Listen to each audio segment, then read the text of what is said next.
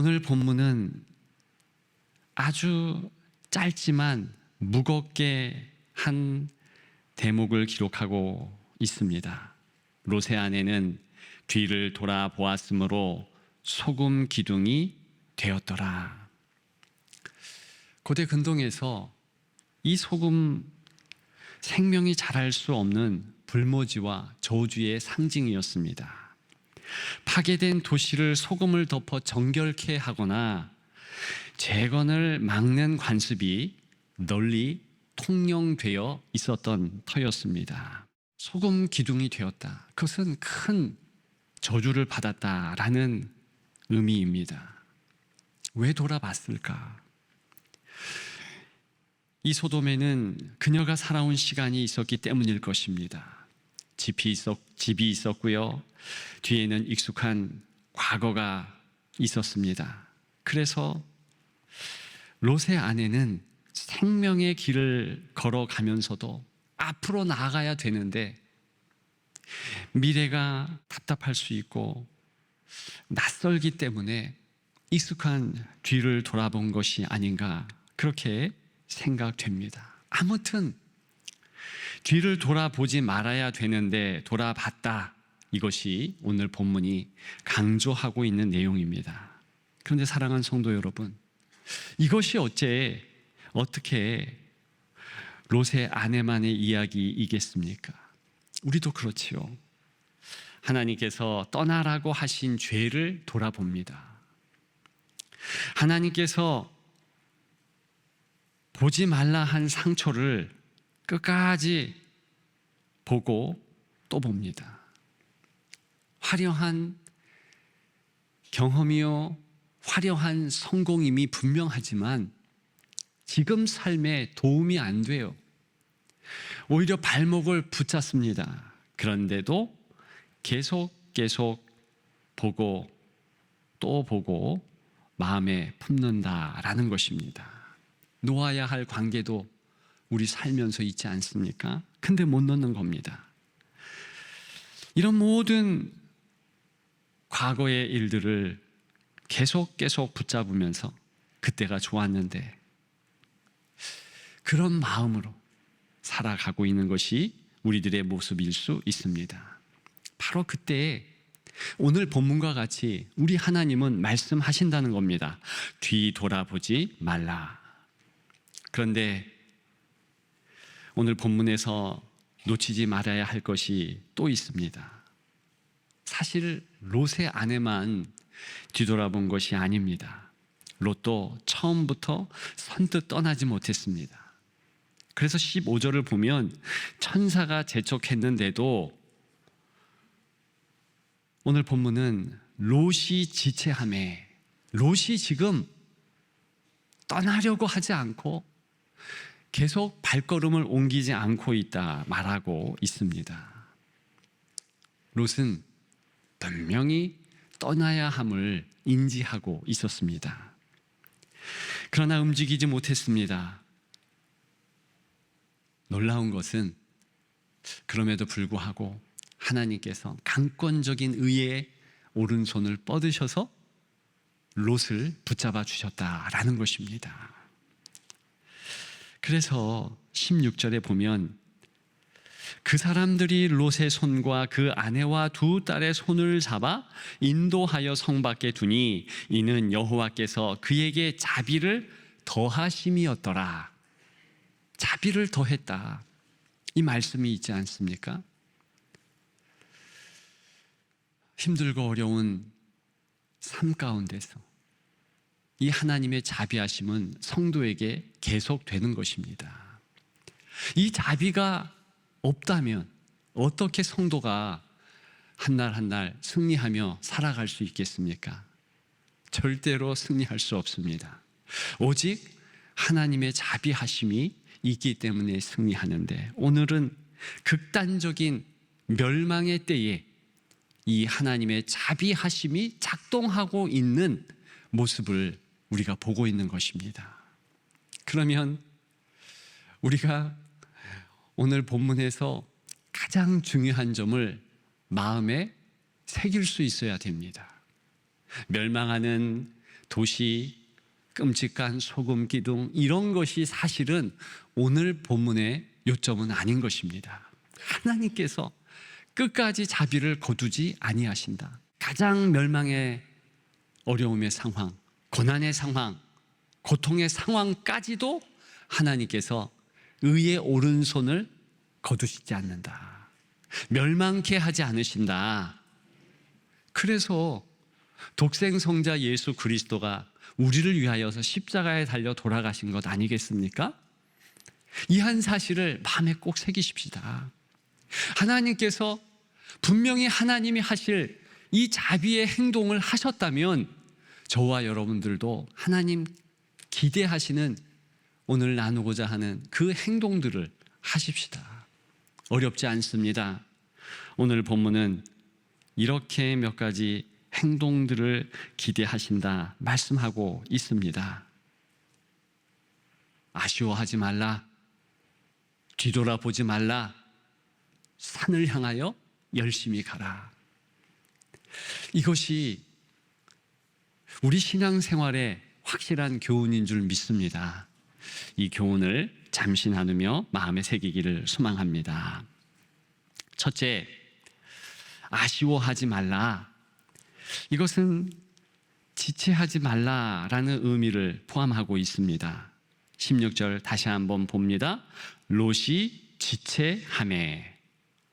그 이전에 천사가 명령했습니다. 일어나 여기 있는 내 아내와 두 딸을 이끌어내라. 왜요? 시간이 없잖아요.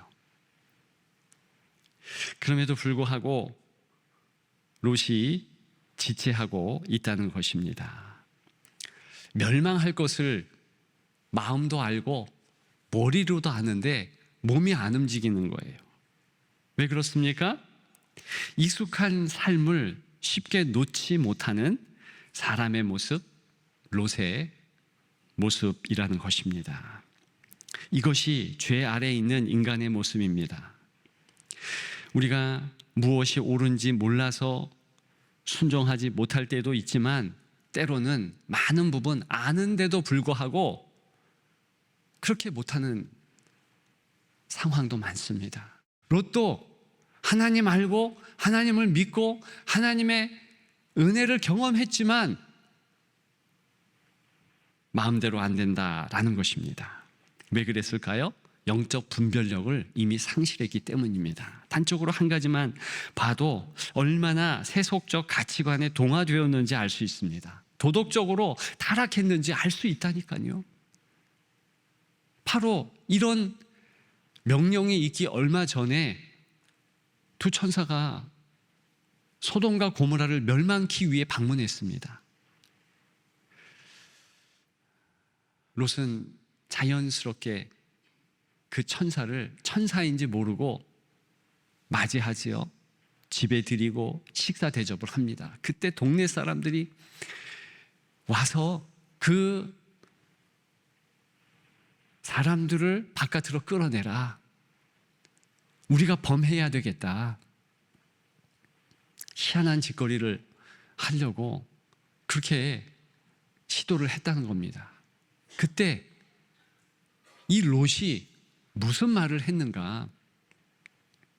자기가 나가서 그 사람들과 한판 승부를 하거나 아니면 자기 목숨을 담보 잡히거나 이래도 되는데 내게는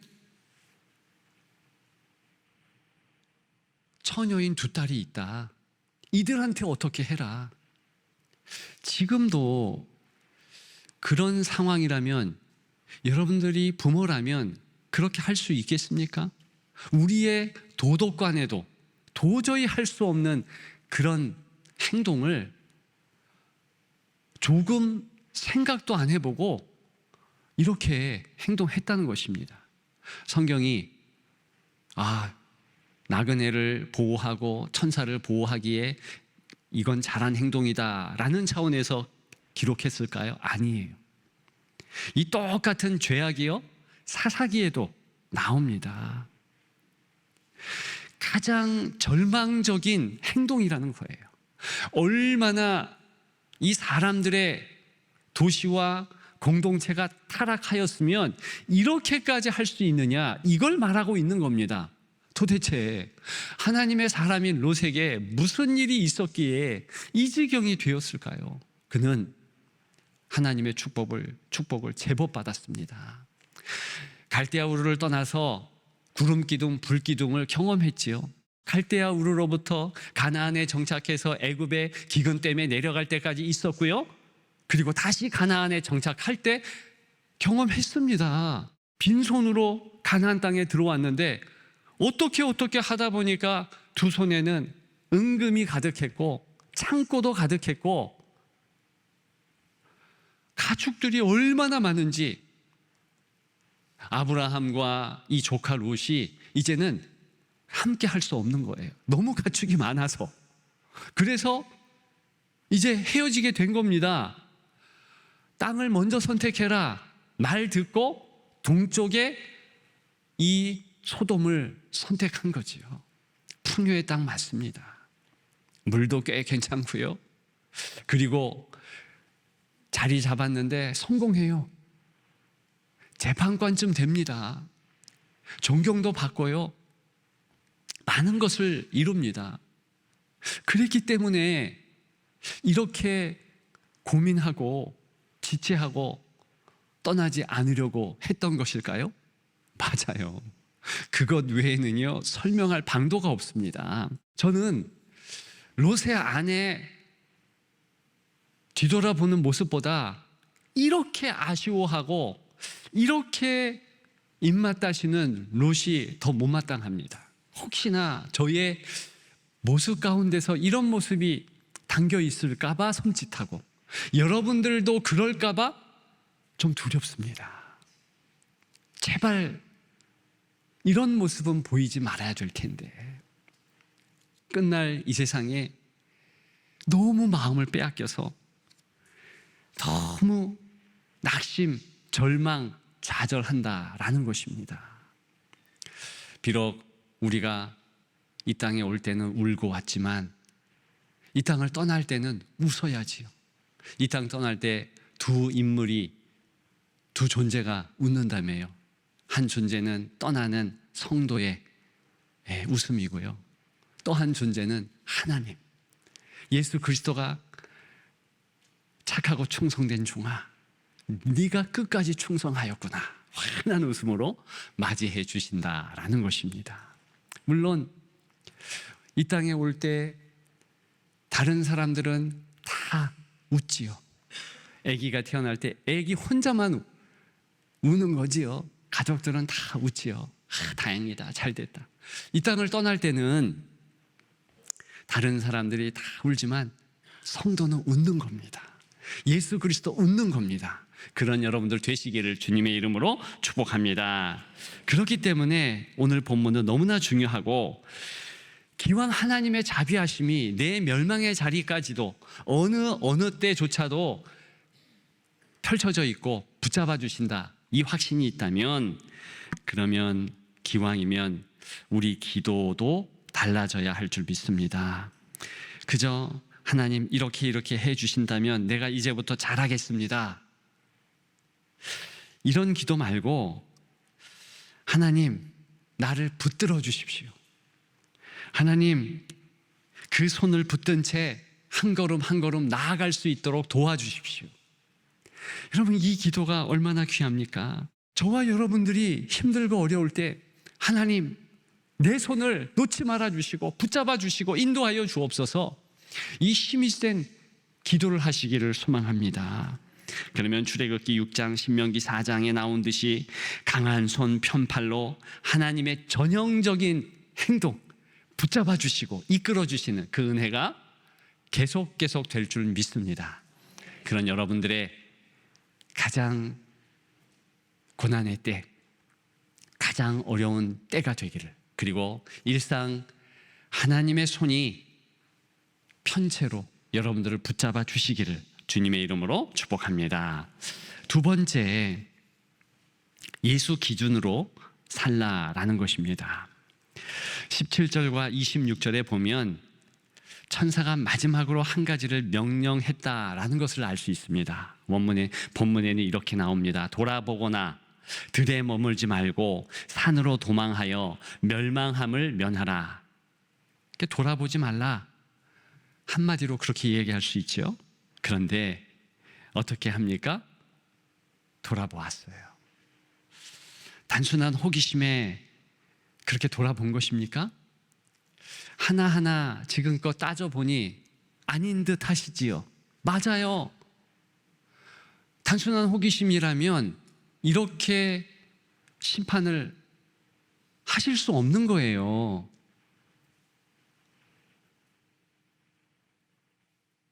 아니, 우발적인 형벌로 본다면 하나님 책임이 참 큰 거지요. 근데 성경은 이와 같은 하나님의 행동에 대하여서 우리가 깊게 생각하도록 여러 가지 여지들을 오늘 본문에 담아 두었다라는 것입니다.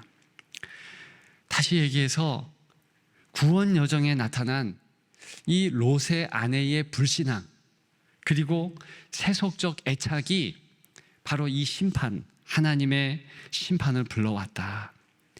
육신적인 시선을 넘어서 이렇게 뒤돌아본 것은 그 롯의 아내의 마음과 영혼이 소돔을 향하여 있다. 지향점이 소돔이라 하는 것을 분명히 가르쳐 줍니다. 그게 또 어떤 의미가 있을까요?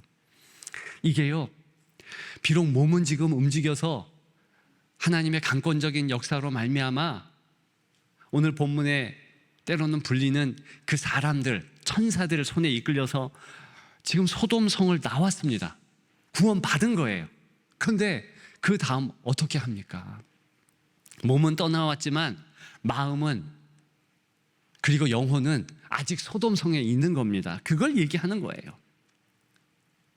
육신의 시선이 아니라 마음의 시선과 영혼의 중심을 이야기하고 있는 겁니다. 하나님 중심이라면 어때요?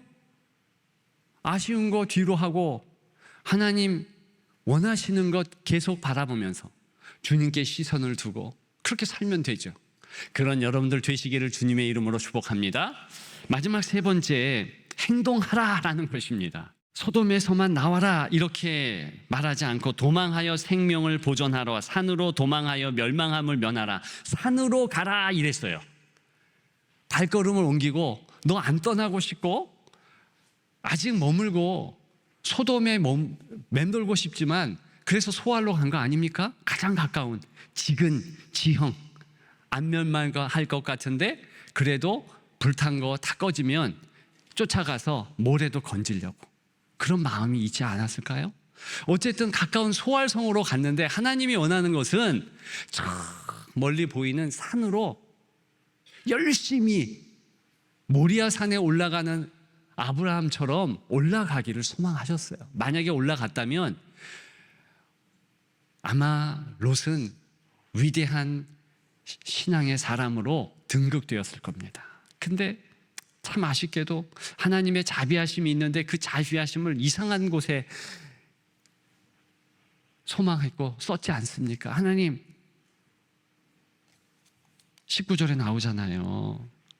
내가 도망하여 산까지 갈 수 없나이다. 두렵건대 재앙을 만나 죽을까 하나이다. 내게 베푸사, 큰 인자를, 큰 자비를 내게 베푸사 거기 가서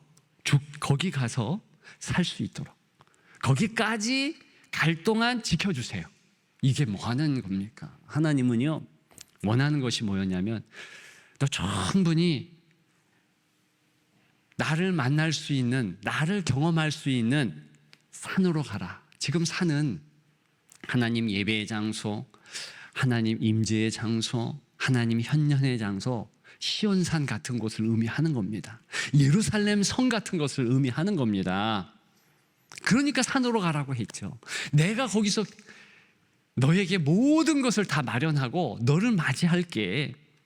이게 하나님의 마음이고 하나님의 뜻하신 바인데 그게 난 그거 원하지 않고 나 소알로 가겠습니다. 빌립보서에서는 믿음의 주여 또 온전케 하시는 이인 예수를 바라보자.